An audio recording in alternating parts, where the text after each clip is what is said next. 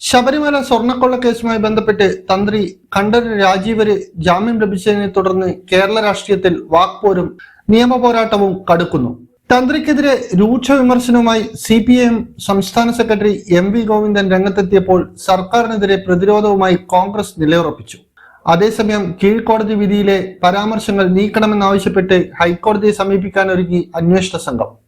തന്ത്രി കണ്ഠരര് രാജീവര് പെരുങ്കള്ളന്മാരുടെ പട്ടികയിലാണെന്നും സ്വർണ്ണക്കൊള്ളയിൽ കോൺഗ്രസ് നേതാക്കൾക്ക് നേരിട്ട് പങ്കുണ്ടെന്നും MV ഗോവിന്ദൻ ആരോപിച്ചു.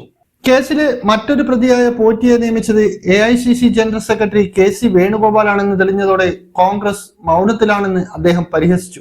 പ്രതികളെ സംരക്ഷിക്കുന്ന നിലപാടാണ് പ്രതിപക്ഷം സ്വീകരിക്കുന്നതെന്നും അന്വേഷണം പൂർത്തിയാകുന്നതോടെ കൂടുതൽ വിവരങ്ങൾ പുറത്തുവരുമെന്നും അദ്ദേഹം പറഞ്ഞു. CPIM-നും സർക്കാരിനും എതിരായി വരുമ്പോൾ മാത്രമാണ് എല്ലാം വാർത്തയാകുന്നത്. BJP-ക്കും കോൺഗ്രസിനുമെതിരെ വന്നാൽ വാർത്തയില്ല. കോൺഗ്രസുകാർക്കും സ്വർണ്ണക്കൊള്ളയിൽ പങ്കുണ്ട്.